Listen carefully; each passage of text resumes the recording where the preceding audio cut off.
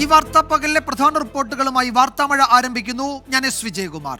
CPM സംസ്ഥാന സമ്മേളനത്തിന് ഇന്ന് പതാക ഉയരാനിരിക്കെ പ്രായപരിധിയിൽ നിലപാട് വ്യക്തമാക്കി കേന്ദ്ര നേതൃത്വം.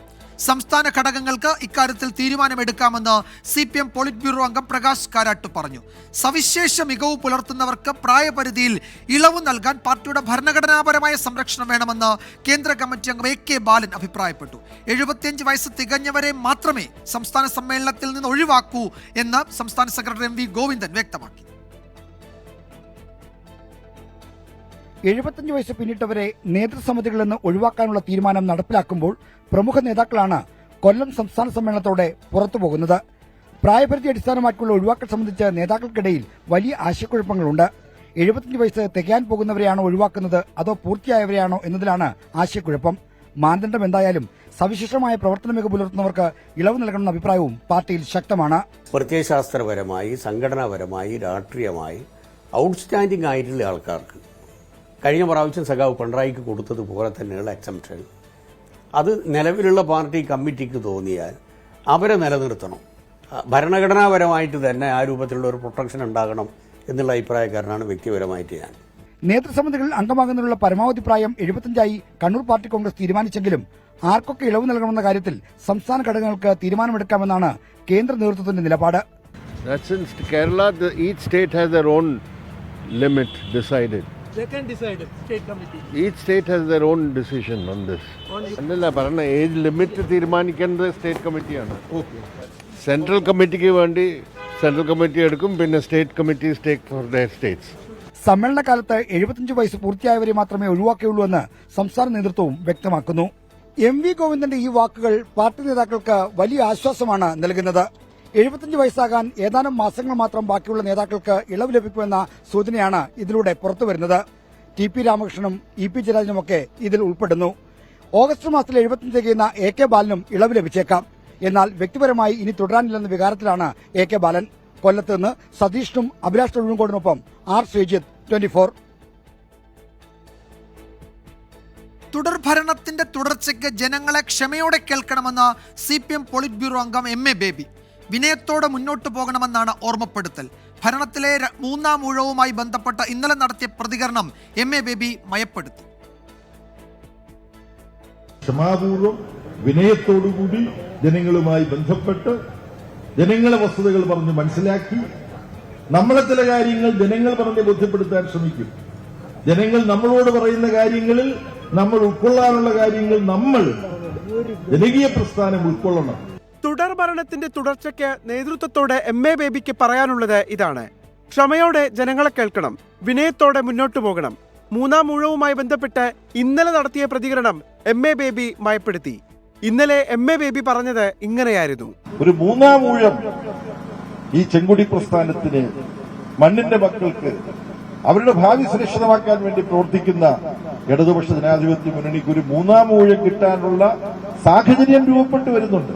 സാഹചര്യം രൂപപ്പെട്ടിട്ടേ ഉള്ളൂ കേട്ടോ. മൂന്നാം ഊഴം ആയിക്കഴിഞ്ഞു എന്ന് പറഞ്ഞിട്ട് നടക്കുന്നുണ്ട്. അത് അബദ്ധമാണ്. സംസ്ഥാന സമ്മേളനത്തിന് കൊടി ഉയരാൻ മണിക്കൂറുകൾ മാത്രം ബാക്കി നിൽക്കുമ്പോഴായിരുന്നു MA ബേബിയുടെ ഈ മുന്നറിയിപ്പ്. സംഭവം ചർച്ചയായതോടെയാണ് നിലപാട് മയപ്പെടുത്തിയത്. സംസ്ഥാന സമ്മേളനത്തിന്റെ ലക്ഷ്യം തന്നെ തുടർ ഭരണത്തിന്റെ തുടർച്ചയെന്ന് വ്യക്തമാക്കുകയാണ് MA ബേബി. R അരുൺരാജ്, 24 കൊല്ലം. പല സംസ്ഥാനങ്ങളിലും BJP അധികാരത്തിലെത്തിച്ചത് കോൺഗ്രസ് ആണെന്ന രൂക്ഷ വിമർശനവുമായി മുഖ്യമന്ത്രി പിണറായി വിജയൻ. മുസ്ലിം ലീഗിനെ പോലുള്ള പാർട്ടികൾ ഇക്കാര്യം ആലോചിക്കണമെന്ന് മുഖ്യമന്ത്രി പറഞ്ഞു. ന്യൂനപക്ഷ അനുകൂല നിലപാട് സ്വീകരിച്ചത് പരാജയപ്പെട്ടതോടെ ഇപ്പോൾ ഭൂരിപക്ഷ വർഗീയതയെ താലോലിക്കുകയാണ് മുഖ്യമന്ത്രി എന്നായിരുന്നു പ്രതിപക്ഷ നേതാവ് VD സതീശന്റെ മറുപടി. CPIM സംസ്ഥാന സമ്മേളനത്തിന് മുന്നോടിയായി പാർട്ടി മുഖപത്രമായ ദേശാഭിമാനിൽ എഴുതിയ ലേഖനത്തിലാണ് മുഖ്യമന്ത്രി കോൺഗ്രസിനെ നിശിതമായി വിമർശിച്ചത്. ഇല്ലാത്ത ശക്തി ഉണ്ടെന്ന് പറഞ്ഞ് മതനിരപേക്ഷ വോട്ടുകൾ ഭിന്നിപ്പിക്കുന്ന റോളാണ് കോൺഗ്രസ് വഹിച്ചു പോരുന്നതെന്ന് മുഖ്യമന്ത്രി വിമർശിച്ചു. ഡൽഹിയിലെ BJP വിജയത്തിന് കാരണം കോൺഗ്രസ് ആണ്. യഥാർത്ഥ മതനിരപേക്ഷ പാർട്ടികൾക്ക് കോൺഗ്രസിനെ വിശ്വസിക്കാനാകുമോ?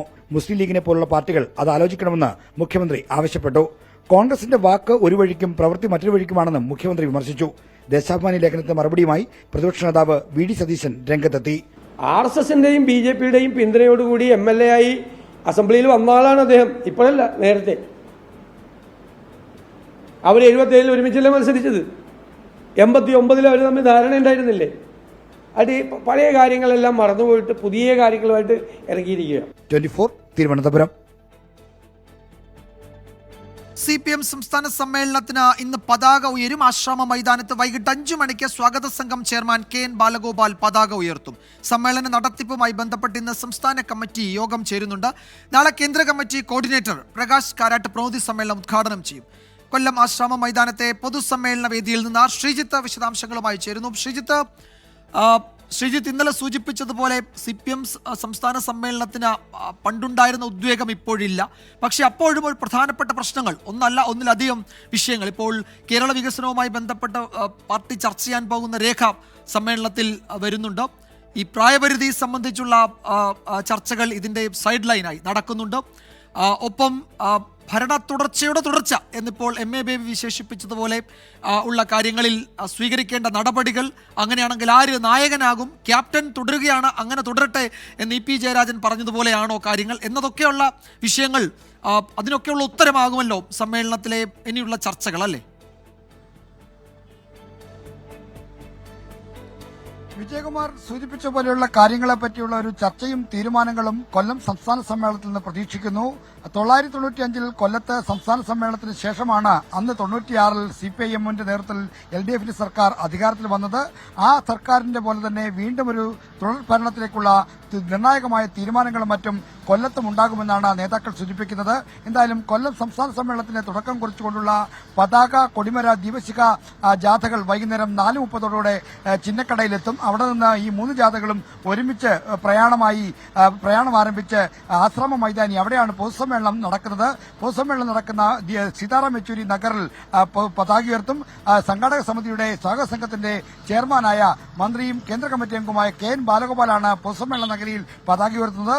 മുഖ്യമന്ത്രിയും പൊളിറ്റ് ബ്യൂറോ അംഗവുമായ പിണറായി വിജയൻ, സംസ്ഥാന സെക്രട്ടറിയും PB അംഗവുമായ MV ഗോവിന്ദൻ അടക്കമുള്ള എല്ലാ പ്രധാനപ്പെട്ട നേതാക്കളുടെയും സാന്നിധ്യത്തിലാകും പതാക ഉയർത്തൽ. അതിനുശേഷം വൈകുന്നേരം 7 മണിക്ക് CPIM-ന്റെ പോളയത്തോടുള്ള ജില്ലാ കമ്മിറ്റി ഓഫീസിൽ വെച്ച് സംസ്ഥാന കമ്മിറ്റി യോഗം ചേരുന്നുണ്ട്. പ്രൊസീഡിയം, പ്രമേയം, മിനിറ്റ്സ്, ക്രെഡൻഷ്യൽ കമ്മിറ്റികളുടെ രൂപീകരണത്തിന് വേണ്ടിയാണ് ഈ സംസ്ഥാന കമ്മിറ്റി ചേരുന്നത്. സമ്മേളന നടത്തിപ്പുമായി ബന്ധപ്പെട്ട പ്രധാനപ്പെട്ട കമ്മിറ്റികളാണിവ. അതിന്റെ തീരുമാനങ്ങൾ ഇന്ന് വൈകുന്നേരത്തെ സംസ്ഥാന കമ്മിറ്റിയിലുണ്ടാകും. നാളെ രാവിലെ 10 മണിക്ക് CPIM-ന്റെ പൊളിറ്റ് ബ്യൂറോ കോർഡിനേറ്റർ പ്രകാശ് കാരാട്ടായിരിക്കും ഈ കൊല്ലം സംസ്ഥാന സമ്മേളനം ഉദ്ഘാടനം ചെയ്യാൻ പോകുന്നത്.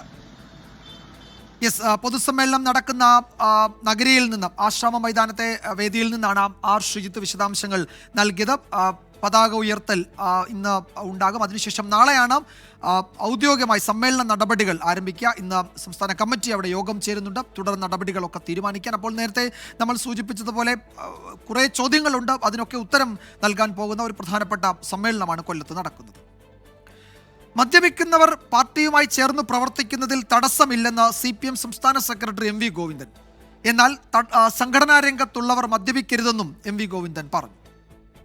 കുടിക്കാത്തവർക്ക് പാർട്ടിയായിട്ട് ബന്ധപ്പെട്ട് പ്രവർത്തിക്കുന്നതിൽ യാതൊരു കുഴപ്പമില്ല. അവർ നമ്മുടെ പാർട്ടി മെമ്പർമാരല്ലാതിരിക്കുമല്ലോ.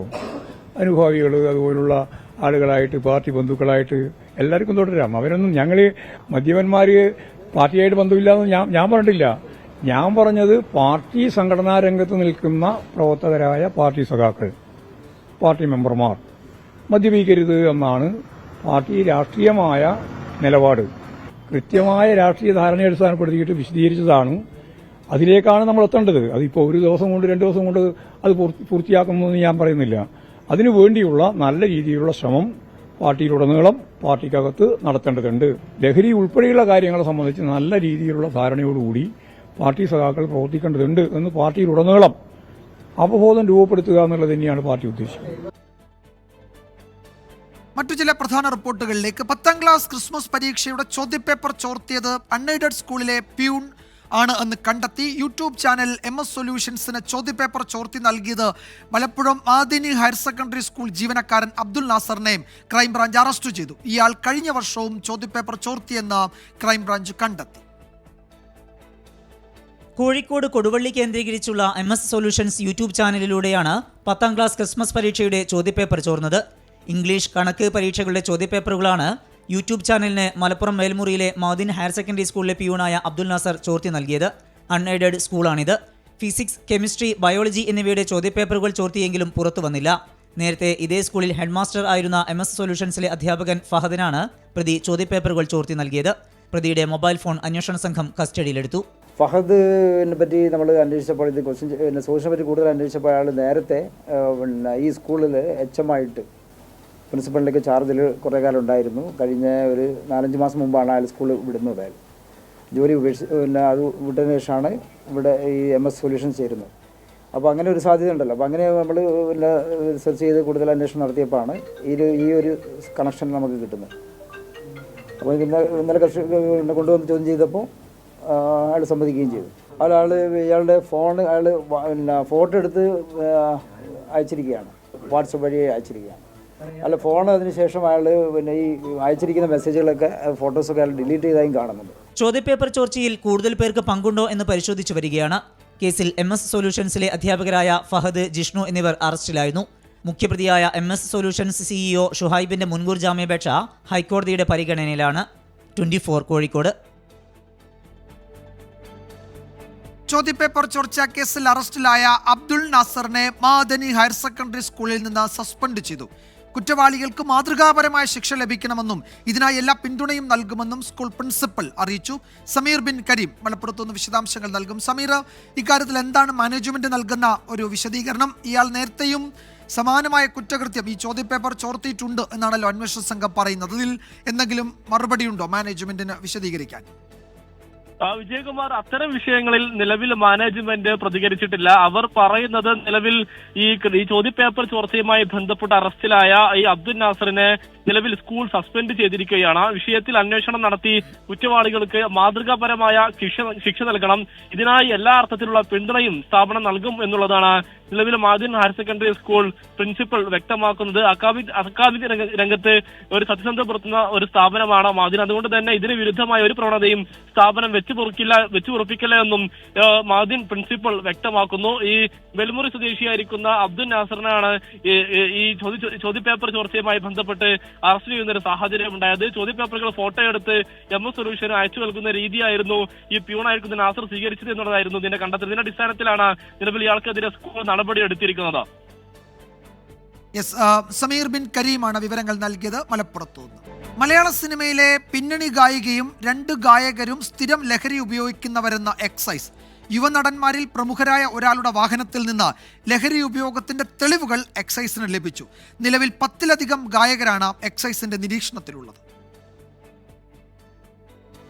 ചില യുവ ഗായകർ സ്ഥിരം രാസലഹരി ഉപയോഗിക്കുന്നവരാണെന്ന് എക്സൈസ് കണ്ടെത്തിയതിന് പിന്നാലെയാണ് അന്വേഷണം സിനിമാ മേഖലയിലെ പാട്ടുകാരിലേക്കും കേന്ദ്രീകരിക്കുന്നത്. ഒരു പിന്നണി ഗായികയും 2 യുവ ഗായകരും നിരോധിത ലഹരി ഉപയോഗിക്കുന്നതിന്റെ തെളിവുകൾ എക്സൈസിന് ലഭിച്ചു. സിനിമാ മേഖലയിൽ ഒരു യുവ നായക നടന്റെ വാഹനത്തിൽ നിന്ന് ലഹരി ഉപയോഗവുമായി ബന്ധപ്പെട്ട നിർണായക തെളിവുകളും എക്സൈസ് ശേഖരിച്ചിട്ടുണ്ട്. ഇവരെ ചോദ്യം ചെയ്യുന്നതിനും കൂടുതൽ പരിശോധനകൾക്കും അനുമതി ലഭിക്കാൻ ഉന്നത ഉദ്യോഗസ്ഥരെ സമീപിക്കാനാണ് എക്സൈസ് തീരുമാനം. കൃത്യമായ തെളിവുകൾ ലഭിച്ചാലും ചോദ്യം ചെയ്യുമ്പോൾ ഉദ്യോഗസ്ഥർക്കെതിരെ നടപടി വരുന്നതാണ് ഇത്തരം കേസുകളിൽ എക്സൈസിന്റെ മെല്ലെപ്പോക്കിനിടയാക്കുന്നത്. അനുമതി ലഭിച്ചാൽ സിനിമാ മേഖലയിലെ ലഹരി ഉപയോഗിക്കുന്നവരെ ചോദ്യം ചെയ്യുന്നതിന് വിളിച്ചു വരുത്താനും എക്സൈസ് ആലോചിക്കുന്നുണ്ട്. ലഹരിക്കെതിരായ പോരാട്ടത്തിൽ യുവാക്കളെ വലിയ രീതിയിൽ ഉപദേശിക്കുന്ന ഗായകനും ഗായികയും സിനിമാ നടനും ഉൾപ്പെടെ എക്സൈസ് തയ്യാറാക്കിയ പട്ടികയിൽ ഉൾപ്പെട്ടിട്ടുണ്ടോ എന്നുള്ളതാണ് ശ്രദ്ധേയമായ കാര്യം. ഇത്തരക്കാർക്കെതിരായ കേസുകൾ ശരിയായ രീതിയിൽ മുന്നോട്ട് പോകുമോ എന്നുള്ളതാണ് ഉയരുന്ന ചോദ്യം. S. ശ്യാംകുമാർ, 24 കൊച്ചി. സിനിമകളിലെ വയലൻസ് ലഹരി ചിത്രീകരണത്തിൽ സെൻസർ ബോർഡിനെതിരെ തുറന്നടിച്ച് നടി രഞ്ജിനി. സെൻസർ ബോർഡ് ഉറക്കത്തിലാണോ എന്നും മാർക്കോ, RDX പോലുള്ള സിനിമകൾ സെൻസർ ബോർഡ് എങ്ങനെ അനുമതി കൊടുത്തുവെന്നും രഞ്ജിനി ചോദിച്ചു. സംസ്ഥാനത്ത് കുട്ടികളിൽ വർദ്ധിച്ചു വരുന്ന ലഹരി ഉപയോഗത്തിനും ആക്രമണങ്ങൾക്കും സിനിമ സ്വാധീനം ചെലുത്തുന്നുണ്ടെന്ന് തുറന്നടിച്ചിരിക്കുകയാണ് നടി രഞ്ജിനി. വയലൻസുകൾക്കും ലഹരിക്കും അമിത പ്രാധാന്യം നൽകുന്ന സിനിമകളെ പേരെടുത്തു പറഞ്ഞായിരുന്നു നടിയുടെ വിമർശനം. ഇത്തരം സിനിമകൾക്ക് അനുമതി നൽകുന്ന സെൻസർ ബോർഡിനെതിരെ രംഗത്ത് വന്ന രഞ്ജിനി സംസ്ഥാന തലത്തിൽ സെൻസർ ബോർഡ് രൂപീകരിക്കാൻ സർക്കാർ തയ്യാറാകണമെന്ന് ആവശ്യപ്പെട്ടു. പുതിയ കാല സംവിധായകർ സാമൂഹ്യ പ്രതിബദ്ധത കാണിക്കണമെന്നും രഞ്ജിനി 24നോട്. ഇപ്പോ സെൻസർ ബോർഡ് തന്നെ അവർ ഉറങ്ങാനോന്ന് എനിക്കൊരു ഡൗട്ട് ഉണ്ട്. Because censor board is not only for sex. Government കുറച്ചുകൂടെ ഗവൺമെന്റ് മേ ബി ഒരു കേരളത്തിക്ക് മാത്രം ഒരു സെൻസർ ബോർഡ് ഉണ്ടാക്കാൻ പറ്റും. ഐ ഹോപ്പിംഗ് നമ്മളുടെ ഗവൺമെന്റ് അത് ചെയ്യുമെന്ന്. കാമ്പുള്ള തിരക്കഥയിൽ നിന്ന് കൊറിയൻ സിനിമകളുടെ മാതൃകയിലേക്ക് മലയാള സിനിമ വഴിമാറിപ്പോയെന്നും വിമർശിച്ചു. കൂടാതെ സിനിമാ സെറ്റുകളിൽ തുടരുന്ന ലഹരി ഉപയോഗത്തിനെതിരെയും നടി രംഗത്ത് വന്നു. ലഹരി കേസിൽ പിടികൂടിയിട്ടും ഒരു താരത്തെ പിന്നീട് വെറുതെ വിട്ട അനുഭവം നമുക്ക് മുന്നിലുണ്ടെന്ന് രഞ്ജിനിയുടെ വിമർശനം. ഈ അടുത്ത കാലത്തില് ഡ്രഗ് പിടിച്ച് കേസ് എല്ലാം വെറുതെ പുറത്ത് വിടുന്നു. അപ്പോ അങ്ങനെ നമുക്ക് എന്താ ചെയ്യാൻ പറ്റും? What is the message V R sending? Strict ആയ ജഡ്ജ്മെന്റ് വേണം നമുക്ക്. ഓക്കെ, ഇവർ ഇൻഫ്ലുവൻസോ ഇവർ അവിടെയോ അത് നമുക്ക് ജസ്റ്റ് വെറുതെ വിടാൻ പറ്റില്ല. സെറ്റുകളിൽ പോലീസ് പരിശോധന കർശനമാക്കണമെന്നും രഞ്ജിനി ആവശ്യപ്പെട്ടു. നിതിൻ അംബുജൻ, 24, കൊച്ചി. വയലൻസ് അതിപ്രസരമുള്ള മാർക്കോ സിനിമയ്ക്ക് TV ചാനലുകളിലെ പ്രദർശനത്തിന് അനുമതിയില്ല. TV സ്ക്രീനിങ്ങിന് സർട്ടിഫിക്കേഷൻ നൽകരുതെന്ന് കേന്ദ്ര ഫിലിം സർട്ടിഫിക്കേഷൻ ബോർഡിന് റിപ്പോർട്ട് നൽകിയിരുന്നുവെന്ന് censor board Thiruvananthapuram regional officer T Nadeem Thufail 24നോട് പറഞ്ഞു. മാർക്കോ പോലുള്ള അക്രമം നിറഞ്ഞ സിനിമകൾ ചെയ്യില്ലെന്ന് നിർമ്മാതാവ് ഷെരീഫ് മുഹമ്മദും വ്യക്തമാക്കി. മാർക്കോ ഞാനീ പറഞ്ഞതുപോലെ കാറ്റഗറി കൺവേർഷൻ എന്ന ആപ്ലിക്കേഷൻ പ്രോസസ്സിലൂടെ ഇവിടെ വന്നിരുന്നു. കുറച്ച് വയലൻസ് സീൻസൊക്കെ റിമൂവ് ചെയ്തിട്ടാണ് തന്നിരുന്നത്. എക്സാമിനേഷൻ കമ്മിറ്റി 5 പേരടങ്ങുന്ന എക്സാമിനേഷൻ കമ്മിറ്റിയാണ് ഫിലിം കാണാറുള്ളത്. ഈ ഫിലിം എക്സാമിൻ ചെയ്യുകയും അതിൽ ഉടനീളം ഉള്ള വയലൻസ് രംഗങ്ങളുടെ കാരണം കൊണ്ട് തന്നെ അത് അത്തരത്തിൽ വീഡിയോ, അതായത് TV സംപ്രേഷണത്തിന് യോഗ്യമല്ല എന്നൊരു റിപ്പോർട്ടാണ് ഹെഡ് ക്വാർട്ടേഴ്സിലേക്ക് ഈ കമ്മിറ്റി അയച്ചത്. ആ റിപ്പോർട്ടിൻ്റെ അടിസ്ഥാനത്തിൽ ചെയർമാൻ്റെ അപ്രൂവലോടുകൂടി കാറ്റഗറി കൺവേർഷനുള്ള അപേക്ഷ റിഫ്യൂസ് ചെയ്യുകയായിരുന്നു. അപ്പോൾ ഞങ്ങൾ മാർക്കോ എന്ന സിനിമ ചെയ്തപ്പോൾ നമ്മളിതൊന്നും പ്രതീക്ഷിച്ചിട്ടല്ല നമ്മൾ സിനിമ ചെയ്തത്. നമ്മളൊരു സിനിമയായിട്ട് കാണുമെന്നുള്ള പ്രതീക്ഷയിൽ തന്നെയാണ് ആ സിനിമ ചെയ്തത്. പക്ഷെ ഇപ്പോൾ നടക്കുന്ന പ്രശ്നങ്ങളുണ്ട്. അങ്ങനെ സമൂഹത്തിൽ ഒരു പ്രശ്നങ്ങൾ ഉണ്ടാവും എന്നുണ്ടെങ്കിൽ ഞാൻ തീർച്ചയായിട്ടും എൻ്റെ സിനിമകളിൽ ഞാൻ വയലൻസിനെ ഇനി കാണിക്കാനായിട്ട് ട്രൈ ചെയ്യില്ല. ഇനി എൻ്റെ സിനിമകളിൽ ഞാൻ വയലൻസിനെ പ്രൊമോട്ട് ചെയ്യുന്ന രീതിയിൽ ഒരിക്കലും ഇപ്പോൾ വന്ന മാർക്കോ സിനിമ വയലൻസിനെ പ്രൊമോട്ട് ചെയ്യാൻ വേണ്ടി ചെയ്തതല്ല. പക്ഷെ വയലൻസ് അങ്ങനെ ഒരു ഇൻസ്പയർ ആവുന്നുണ്ടെങ്കിൽ എൻ്റെ സിനിമയിൽ നിന്ന് ഞാനത് മാറ്റി നിർത്താൻ തയ്യാറാണ്. ADM K നവീൻ ബാബുവിന്റെ മരണം ആത്മഹത്യ തന്നെ എന്ന് കുറ്റപത്രം. യാത്രയപ്പ് ചടങ്ങിലെ PP ദിവ്യയുടെ പ്രസംഗമാണ് നവീൻ ബാബുവിന്റെ ആത്മഹത്യയിലേക്ക് നയിച്ചത് എന്നാണ് അന്വേഷണ സംഘത്തിന്റെ കണ്ടെത്തൽ. കുറ്റപത്രം ഈ മാസം അവസാനം കോടതിയിൽ സമർപ്പിക്കും. ADM നവീൻ ബാബു ആത്മഹത്യ ചെയ്ത് 4.5 മാസത്തിന് ശേഷമാണ് പ്രത്യേക അന്വേഷണ സംഘം കുറ്റപത്രം സമർപ്പിക്കാൻ ഒരുങ്ങുന്നത്. രാഷ്ട്രീയ വിവാദങ്ങൾക്ക് വഴിവെച്ച കേസിന്റെ അന്വേഷണത്തിൽ അപാകത ഇല്ലെന്നായിരുന്നു ഹൈക്കോടതിയുടെ വിലയിരുത്തൽ. ഇതോടെയാണ് കുറ്റപത്രം നൽകാനുള്ള നടപടികൾ വേഗത്തിലാക്കുന്നത്. ADMന്റെ മരണത്തിൽ കൊലപാതക സൂചനകളില്ലെന്നാണ് കുറ്റപത്രം. 82 സാക്ഷികളുടെ മൊഴി രേഖപ്പെടുത്തിയിട്ടുണ്ട്. നവീൻ ബാബുവിന്റെ യാത്രയപ്പ് യോഗത്തിൽ അപമാനിക്കാൻ PP ദിവ്യ ആസൂത്രണം നടത്തിയെന്നും കുറ്റപത്രത്തിൽ പറയുന്നു. ദൃശ്യങ്ങൾ ദിവ്യ തന്നെ പ്രചരിപ്പിച്ചു എന്നതിന് ഡിജിറ്റൽ തെളിവുകളും അന്വേഷണ സംഘം ശേഖരിച്ചിട്ടുണ്ട്. നവീൻ ബാബുവിന്റെ അടിവസ്ത്രത്തിൽ കണ്ട രക്തക്കറയുടെ രാസപരിശോധനാ ഫലമാണ് ഇനി ലഭിക്കാനുള്ളത്. ഹൈക്കോടതിയിൽ നിന്ന് കേസ് ഡയറി കൂടി കിട്ടിയാൽ കുറ്റപത്രം പൂർണ്ണതോതിൽ തയ്യാറാക്കും. PP ദിവ്യക്കെതിരെ ഉയർന്ന ബിനാമി ഇടപാട് ആരോപണം ഉൾപ്പെടെ അന്വേഷണ പരിധിയിൽ ഉണ്ടായിരുന്നുവെന്നാണ് പോലീസിന്റെ വിശദീകരണം. DIGയുടെ മേൽനോട്ടത്തിൽ സിറ്റി പോലീസ് കമ്മീഷണർ, ACP എന്നിവർ അടങ്ങുന്ന സംഘമാണ് കേസ് അന്വേഷിച്ചത്. 24 കണ്ണൂർ.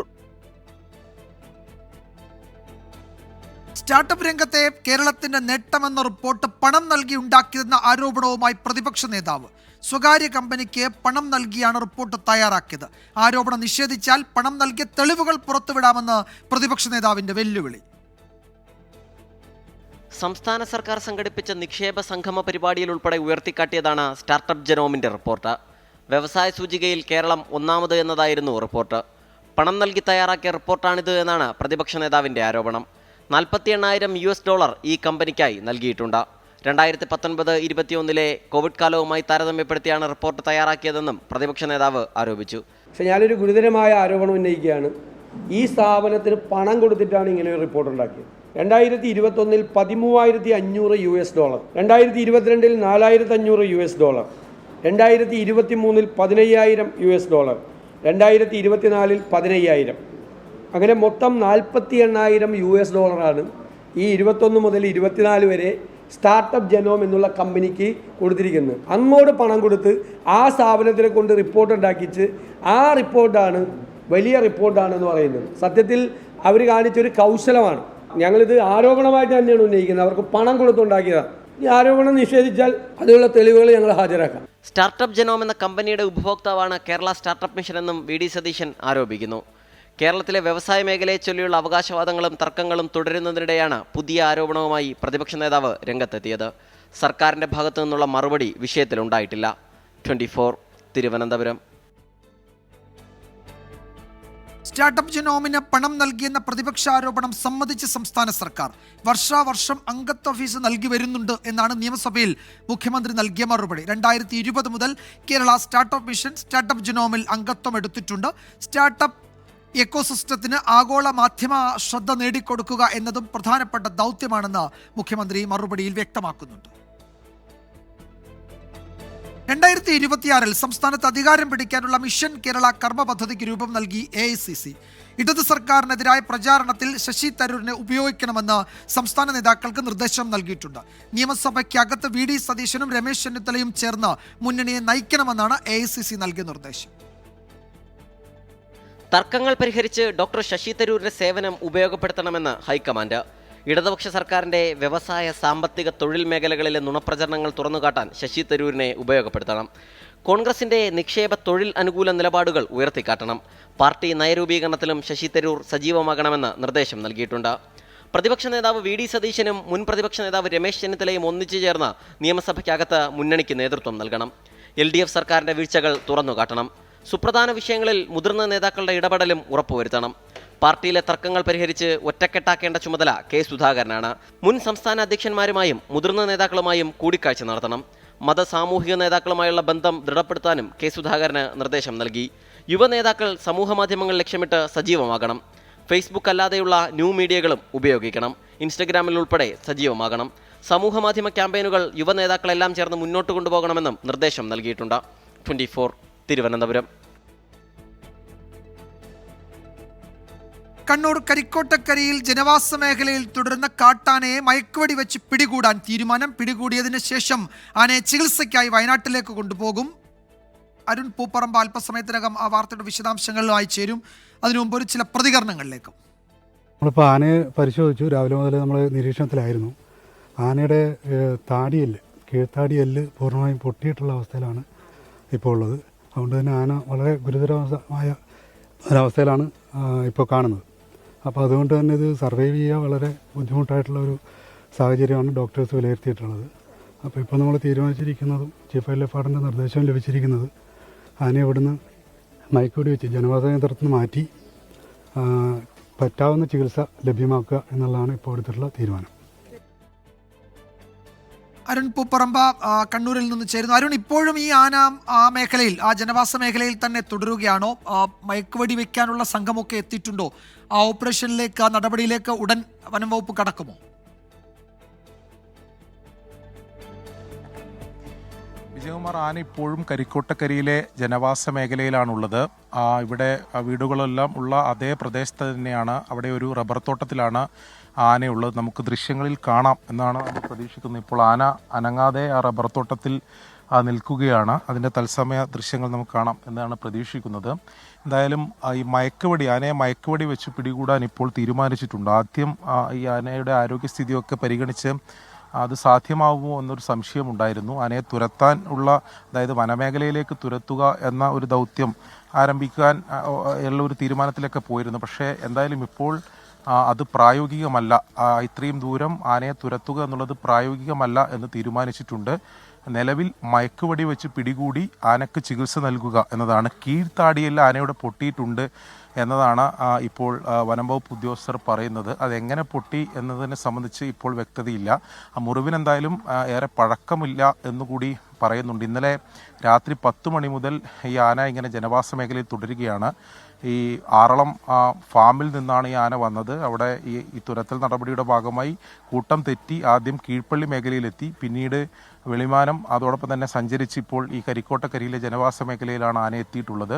ഇപ്പോൾ നമുക്ക് ആനയെ കാണാം. അവിടെ റബ്ബർ തോട്ടത്തിൽ അനങ്ങാതെ നിൽക്കുകയാണ്. അല്പസമയം മുമ്പ് ആന ഈ മുറിവുണ്ടായതുകൊണ്ട് തന്നെ ആന വയലൻ്റ് ആയിരുന്നു. ആന ഈ പല ഘട്ടങ്ങളിലും അക്രമകാരിയെ പോലെ ഉള്ളൊരു സ്വഭാവം പ്രകടിപ്പിക്കുകയും ചെയ്തിരുന്നു. വനം വകുപ്പ് ഉദ്യോഗസ്ഥർക്ക് നേരെയൊക്കെ പാഞ്ഞെടുക്കുന്നതൊക്കെ നമ്മൾ നേരത്തെ ദൃശ്യങ്ങളിലൊക്കെ കണ്ടതാണ്. ഇപ്പോഴെന്തായാലും ഇടയ്ക്കിടെ ആനക്ക് പൈപ്പിലൂടെ ദേഹത്ത് വെള്ളമടിച്ച് നൽകുന്നുണ്ട്. ആ സമയത്ത് ആന അനങ്ങാതെ നിൽക്കും. എന്തായാലും മയക്കുവെടി വെക്കുന്നതിന് വേണ്ടിയിട്ടുള്ള മറ്റു പരിശോധനകളൊക്കെ നടത്തി. ആനയുടെ ആരോഗ്യസ്ഥിതി എന്തായാലും ഗുരുതരമാണെന്ന് തന്നെയാണ് പറയുന്നത്. അതുകൊണ്ട് ഇത് എത്രത്തോളം സർവൈവൽ ചെയ്യാനുള്ള സാധ്യത ഉണ്ട് എന്ന കാര്യം ഇപ്പോൾ വ്യക്തമായി പറയാൻ സാധിക്കില്ല എന്നാണ് ഡോക്ടർമാരും പറയുന്നത്. വയനാട്ടിൽ നിന്നുള്ള സംഘം വരുന്നതിന് വേണ്ടിയാണ് കാത്തിരിക്കുന്നത്. അവരുടെ പ്രത്യേക സംഘം, RRTയുടെ പ്രത്യേക സംഘം ഇവിടെ എത്തണം. ഡോക്ടർമാർ നിലവിൽ ഇവിടെ എത്തിയിട്ടുണ്ട്. അവർ കൂടി എത്തിക്കഴിഞ്ഞാൽ ഈ മയക്കുവെടി വെക്കുന്ന നടപടികളിലേക്ക് എന്തായാലും കടക്കും. മയക്കുവെടി വെച്ചതിന് ശേഷം ഇതിനെ എങ്ങോട്ട് കൊണ്ടുപോകുമെന്ന കാര്യത്തിൽ ഇപ്പോൾ ഒരു തീരുമാനമായിട്ടില്ല. ഒരു പക്ഷേ വയനാട്ടിലെ വെറ്റിനറി ചികിത്സാ കേന്ദ്രത്തിലേക്ക് കൊണ്ടുപോകാനാണ് സാധ്യതയുള്ളത്. അപ്പോഴും വനംവകുപ്പ് കണ്ണൂരിലെ കരിക്കോട്ടക്കരിയിലെ ജനവാസ മേഖലയിൽ ആ ആന ഇപ്പോഴും തുടരുകയാണ്. അതിനെ മയക്കുവെടി വെച്ച് പിടികൂടും. അതിനുശേഷം വയനാട്ടിലേക്ക് കൊണ്ടുപോകും. അത് കാഴ്ചയിൽ തന്നെ ആരോഗ്യ പ്രശ്നങ്ങൾ, ഗുരുതരമായ പ്രശ്നങ്ങളുണ്ട് എന്ന് വ്യക്തമാണ്. അപ്പോൾ അത് എത്രത്തോളം സർവൈവ് ചെയ്യും, അതിൻ്റെ സാധ്യത എത്രത്തോളം ഉണ്ടെന്നൊന്നും ഇപ്പോൾ പറയാൻ കഴിയില്ല എന്നാണ് വനംവകുപ്പ് ഉദ്യോഗസ്ഥർ നേരത്തെ അറിയിച്ചത്. അരുൺ പൂപ്പറമ്പയാണ് വിവരങ്ങൾ നൽകിയത് കണ്ണൂരിൽ നിന്ന്. ആനയും കടുവയും അടക്കം ഏതു വന്യമൃഗം നാട്ടിലിറങ്ങിയാലും വെടിവെക്കാൻ കോഴിക്കോട് ചക്കിട്ടപ്പാറ പഞ്ചായത്ത്. ഇതിനായി 20 പേരടങ്ങുന്ന എംപാനൽ ഷൂട്ടർമാരെ നിയോഗിക്കാൻ പഞ്ചായത്ത് ഭരണസമിതി തീരുമാനിച്ചു. നിലവിലുള്ള നിയമങ്ങൾക്കും ചട്ടങ്ങൾക്കും വിരുദ്ധമാണ് തീരുമാനമെന്ന് വനമന്ത്രി AK ശശീന്ദ്രൻ പ്രതികരിച്ചു. ചക്കിട്ടപ്പാറ പഞ്ചായത്തിന്റെ ഭൂമിശാസ്ത്രമനുസരിച്ച് 10 വാർഡുകൾ വനത്താൽ ചുറ്റപ്പെട്ടതാണ്. വന്യജീവി ആക്രമണം ജീവനും സ്വത്തിനും ഭീഷണിയായി തുടരുന്ന സാഹചര്യത്തിലാണ് പഞ്ചായത്ത് കടുത്ത തീരുമാനത്തിലേക്ക് കടന്നത്. നാട്ടിലിറങ്ങുന്നത് ആനയായാലും പുലിയായാലും കടുവയായാലും വെടിവെച്ച് കൊല്ലാനാണ് ഇന്നലെ ചേർന്ന ഭരണസമിതി യോഗം തീരുമാനിച്ചത്. കക്ഷി രാഷ്ട്രീയ ഭേദമന്യേ 15 മെമ്പർമാരും തീരുമാനം അംഗീകരിക്കുകയായിരുന്നു. എന്ത് സംഭവിച്ചാലും പ്രത്യാഘാതം നേരിടാൻ തയ്യാറാണെന്ന് പഞ്ചായത്ത് പ്രസിഡന്റ് K സുനിൽകുമാർ പറയുന്നു. കൃഷിക്കാർക്ക് അവരുടെ ഉപജീവന പദ്ധതി നടപ്പാക്കാൻ കഴിയുന്നില്ല. വലിയ തോതിലുള്ള ആക്രമണം മൂലം മലയോര മേഖലയിലെ കൃഷിക്കാർ കടുത്ത അസംതൃപ്തരാണ്. വലിയ തോതിലുള്ള സ്ഫോടനാത്മകമായ മാനസികാവസ്ഥയിലേക്ക് മാറിക്കൊണ്ടിരിക്കുകയാണ്. ഈ സാഹചര്യത്തിലാണ് ചക്കട്ടപ്പാറ ഗ്രാമപഞ്ചായത്ത് ജനവാസ കേന്ദ്രങ്ങളിൽ ഇറങ്ങുന്ന എല്ലാ വന്യജീവികളെയും വെടിവെച്ച് കൊല്ലാൻ ഷൂട്ടേഴ്സ് പാനൽ നിർദ്ദേശം കൊടുത്തത്. നിലവിലുള്ള നിയമമനുസരിച്ച് കാട്ടുപന്നികളെ വെടിവെച്ച് കൊല്ലാനാണ് അനുമതിയുള്ളത്. ചട്ടവിരുദ്ധമാണ് തീരുമാനമെന്ന് വനം മന്ത്രി AK ശശീന്ദ്രനും പ്രതികരിച്ചു. രാഹുൽ സുരേഷ്, 24 കോഴിക്കോട്. മലപ്പുറം കരുവാരക്കുണ്ടിൽ കടുവയും യുവാവും റോഡിൽ നേർക്കുനേർ. മണിക്കനാമ്പറമ്പിൽ ജെറിനാണ് റോഡിൽ കടുവയെ കണ്ടത്. വയനാട് പുൽപ്പള്ളിയിലും ടൗണിൽ കടുവയെ കണ്ടതായി നാട്ടുകാർ പറയുന്നു. ശനിയാഴ്ച രാത്രിയിലെ ദൃശ്യം ഇന്നാണ് പുറത്തുവന്നത്. സുഹൃത്തിനൊപ്പം ജീപ്പിൽ വീട്ടിലേക്ക് പോവുകയായിരുന്നു ജെറിൻ. കരുവാരക്കുണ്ട് ആർത്തല എസ്റ്റേറ്റിന് സമീപം എത്തിയപ്പോഴാണ് റോഡിൽ കടുവയെ കണ്ടത്.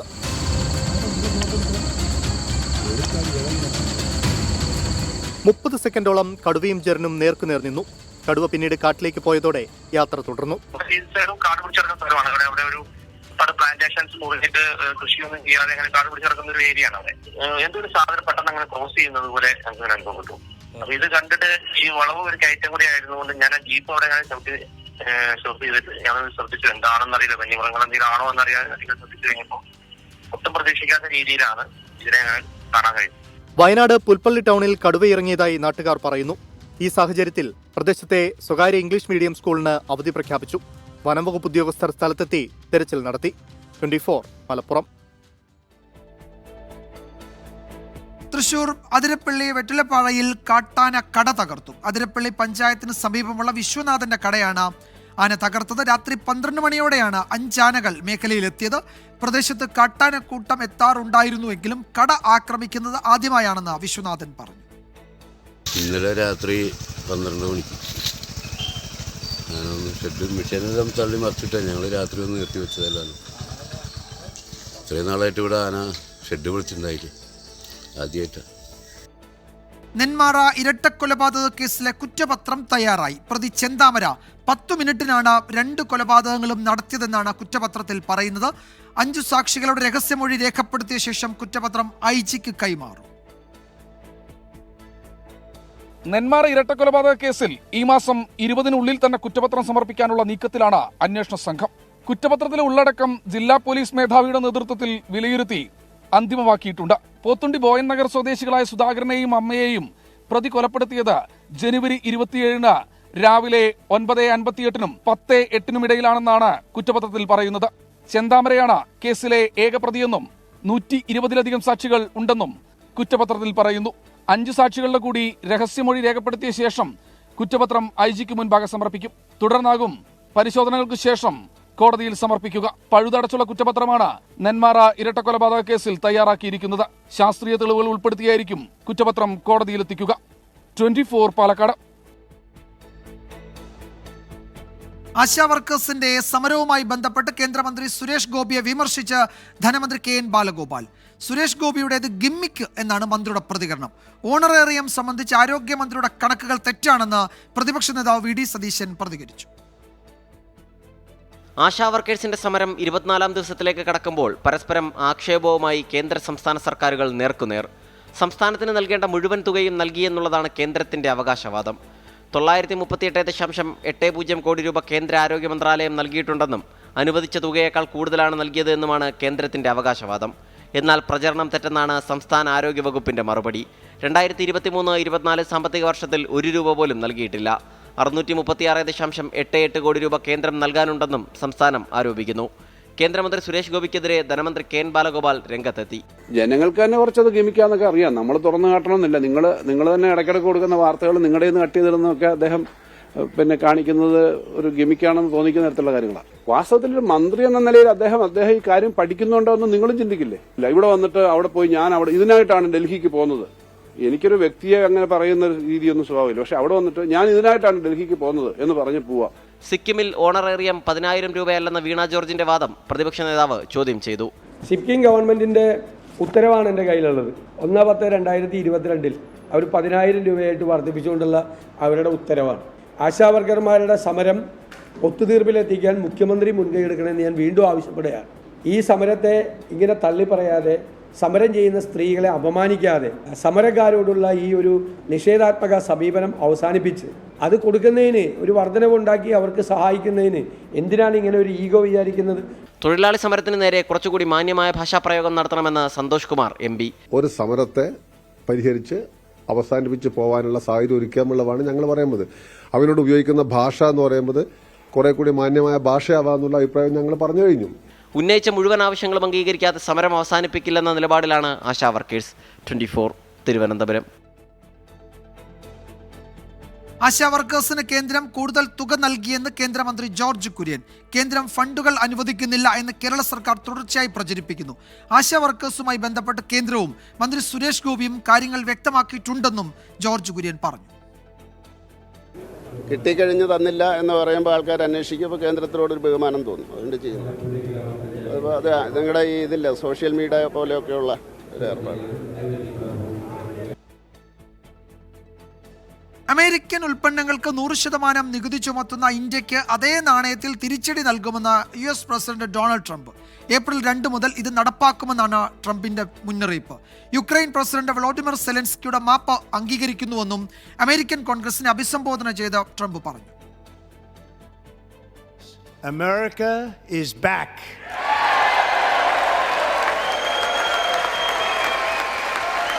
പ്രസിഡന്റായി ചുമതലയേറ്റെടുത്ത് 44-ാം ദിവസമാണ് ഡൊണാൾഡ് ട്രംപ് അമേരിക്കൻ കോൺഗ്രസിന്റെ സംയുക്ത സമ്മേളനത്തെ അഭിസംബോധന ചെയ്തത്.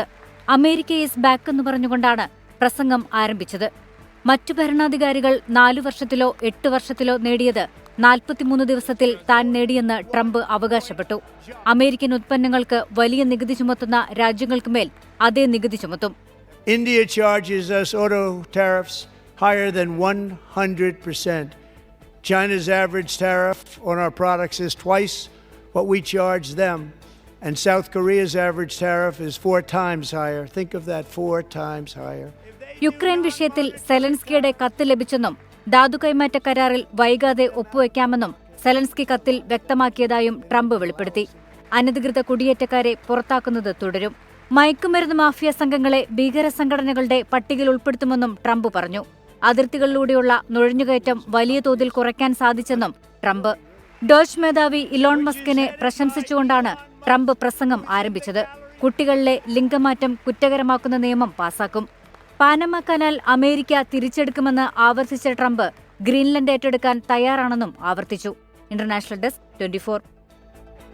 പ്രവർത്തനങ്ങൾക്ക് പോപ്പുലർ ഫ്രണ്ട് സ്വരൂപിച്ച പണം SDPIക്കും ലഭിച്ചതായി ED. SDPയുടെ ദൈനംദിന പ്രവർത്തനങ്ങൾക്ക് പണം നൽകുന്നത് PFI ആണെന്നും 2 സംഘടനകൾക്കും ഒരേ നേതൃത്വവും അണികളുമാണെന്നും ED വ്യക്തമാക്കുന്നു. അതേസമയം കഴിഞ്ഞ ദിവസം അറസ്റ്റിലായ SDPI ദേശീയ അധ്യക്ഷൻ MK ഫൈസിയെ ED ചോദ്യം ചെയ്യുകയാണ്. പോപ്പുലർ ഫ്രണ്ടിന് പിന്നാലെ SDPI നിരോധനത്തിലേക്ക് കേന്ദ്ര സർക്കാർ നീങ്ങുന്നു എന്ന സംശയം ബലപ്പെടുത്തുന്നതാണ് എൻഫോഴ്സ്മെന്റ് ഡയറക്ടറേറ്റിന്റെ റിപ്പോർട്ട്. രാജ്യവിരുദ്ധ തീവ്രവാദ പ്രവർത്തനങ്ങൾക്ക് പോപ്പുലർ ഫ്രണ്ട് സ്വരൂപിച്ച പണം SDPIക്കും ലഭിച്ചതായാണ് ED കണ്ടെത്തൽ.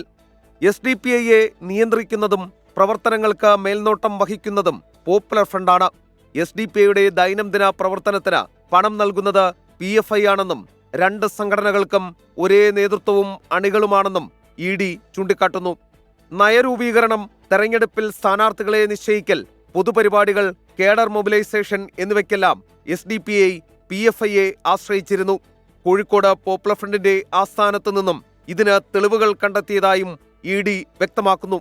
അതേസമയം SDPIക്ക് വേണ്ടി വിദേശ രാജ്യങ്ങളിൽ നിന്നടക്കം പോപ്പുലർ ഫ്രണ്ട് പണം പിരിച്ചതായും തെരഞ്ഞെടുപ്പ് ചെലവുകൾക്കായി 3,75,00,000 രൂപ നൽകിയതിന്റെ രേഖകൾ ലഭിച്ചെന്നും ED ചൂണ്ടിക്കാട്ടുന്നുണ്ട്. രാജ്യത്ത് ഭീകരവാദ പ്രവർത്തനത്തിനായി PFI പിരിച്ച പണത്തിന്റെ വിഹിതം SDPI ദേശീയ അധ്യക്ഷൻ MK ഫൈസി കൈപ്പറ്റി. ചോദ്യം ചെയ്യലിനായി 12 തവണ നോട്ടീസ് നൽകിയിട്ടും MK ഫൈസി ഹാജരായില്ലെന്നും ED കൂട്ടിച്ചേർത്തു. Sreekanth, 24, Kochi. ICC champions trophy ഫൈനലിലെ ഇന്ത്യയുടെ എതിരാളികളെ ഇന്നറിയാം. രണ്ടാം സെമി ഫൈനലിൽ ദക്ഷിണാഫ്രിക്ക ന്യൂസിലൻഡിനെ നേരിടും. ഉച്ചതിരിഞ്ഞ് 2:30 ലാഹോറിലാണ് മത്സരം. ഗ്രൂപ്പ് ബിയിലെ 1-ാം സ്ഥാനക്കാരായാണ് ദക്ഷിണാഫ്രിക്ക ഫൈനലിലെത്തിയത്. ന്യൂസിലൻഡ് ഗ്രൂപ്പ് എയിൽ നിന്ന് ഇന്ത്യയ്ക്കു പിന്നിൽ 2-ാം സ്ഥാനക്കാരായും അവസാന 4-ൽ ഇടം പിടിക്കുകയായിരുന്നു. ഞായറാഴ്ച ദുബായിൽ വെച്ചാണ് ഫൈനൽ മത്സരം. ഇന്ത്യൻ നായകൻ രോഹിത് ശർമ്മയ്ക്ക് അപൂർവ റെക്കോർഡ്. 4 ICC ടൂർണമെന്റ് ഫൈനലുകളിലേക്ക് ടീമിനെ നയിച്ച ആദ്യ നായകനെന്ന ചരിത്ര നേട്ടമാണ് രോഹിത് സ്വന്തമാക്കിയത്.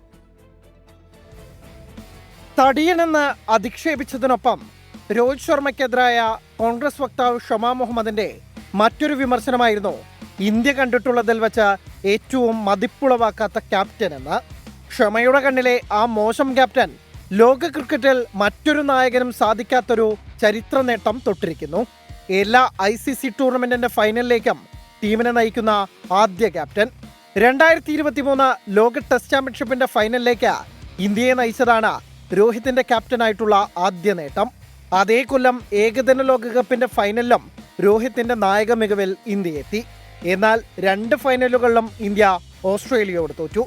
2024 T20 ലോകകപ്പിന്റെ ഫൈനലിലും ടീം ഇന്ത്യ എത്തി. ഇത്തവണ രോഹിതും ഇന്ത്യയും കിരീടം ചൂടി. 8 മാസങ്ങൾക്കിപ്പുറം ചാമ്പ്യൻസ് ട്രോഫിയുടെ ഫൈനലിലേക്കും ഇന്ത്യയെ നയിച്ചിരിക്കുകയാണ് രോഹിത്.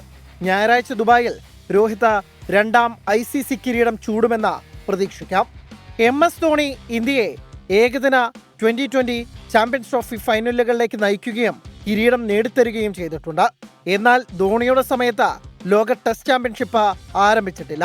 കെയ്ൻ വില്യംസന് ടെസ്റ്റ്, ഏകദിന T20 ലോക ചാമ്പ്യൻഷിപ്പുകളുടെ ഫൈനലിലേക്ക് ന്യൂസിലാൻഡ് ടീമിനെ നയിക്കാനായിട്ടുണ്ട്. എന്നാൽ ചാമ്പ്യൻസ് ട്രോഫിയിൽ പിഴച്ചു. അങ്ങനെ പലർക്കും നേടാനാവാതെ പോയ റെക്കോർഡാണ് രോഹിത് ഇപ്പോൾ കൈവരിച്ചിരിക്കുന്നത്. Sports desk 24.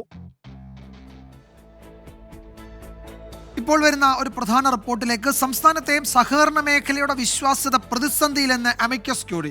399 സഹകരണ സംഘങ്ങളിൽ ക്രമക്കേട് എന്നാണ് കണ്ടെത്തിയിരിക്കുന്നത്. രാഷ്ട്രീയവൽക്കരണവും മേൽനോട്ടം ഇല്ലായ്മയും അഴിമതിക്കും കെടുകാര്യസ്ഥതയ്ക്കും കാരണമായെന്നും ഹൈക്കോടതിയിൽ നൽകിയ റിപ്പോർട്ടിലുണ്ട്. ശ്രീകാന്ത് വിവരങ്ങൾ നൽകും കൊച്ചിയിൽ നിന്ന്. ശ്രീകാന്ത്, സഹകരണ മേഖലയെ പിടിച്ചുലയ്ക്കുന്ന കണ്ടെത്തലുകളാണല്ലോ അമിക്കസ് ക്യൂറിയുടെ റിപ്പോർട്ടിലുള്ളതല്ലേ? വിജയകുമാർ, നമ്മൾ നേരത്തെയൊക്കെ കണ്ടിട്ടുള്ളതാണ് ഈ കരുവന്നൂർ കേസ്, കണ്ടല കേസ്, അങ്ങനെ എണ്ണിയാലൊടുങ്ങാത്ത സഹകരണ ബാങ്കുകളിൽ, സഹകരണ സംഘങ്ങളിൽ ഇത്തരത്തിൽ ക്രമക്കേട് നടന്നത്. പത്തനംതിട്ടയിലെ ഒരു സഹകരണ സംഘവുമായി ബന്ധപ്പെട്ട കേസിലാണ് കോടതി അമിക്കസ് ക്യൂറിയെ നിയോഗിക്കുന്നത്. ശേഷം കോടതി പറഞ്ഞത് ഈ സംസ്ഥാനത്തൊട്ടാകെയുള്ള ഇത്തരം ക്രമക്കേടുകളെ സംബന്ധിച്ചിടത്തോളം അന്വേഷിച്ച് റിപ്പോർട്ട് നൽകാൻ പറഞ്ഞു.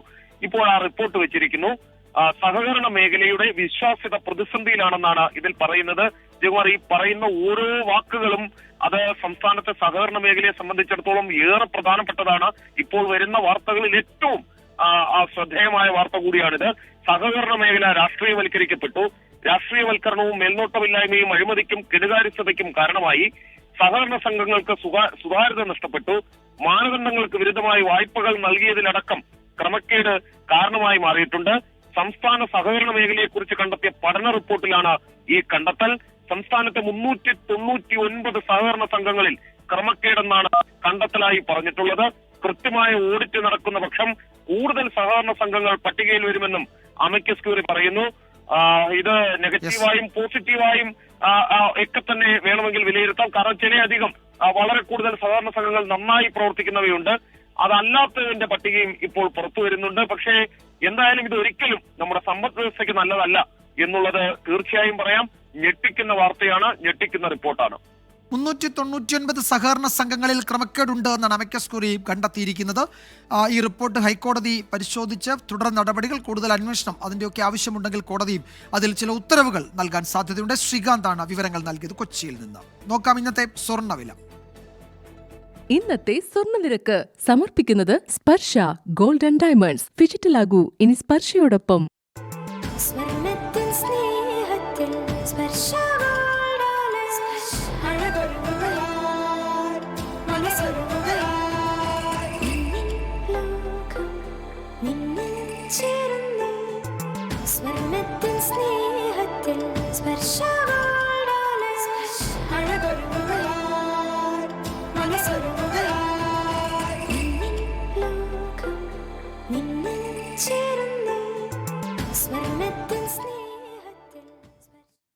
ഇനി കാലാവസ്ഥാ റിപ്പോർട്ട്.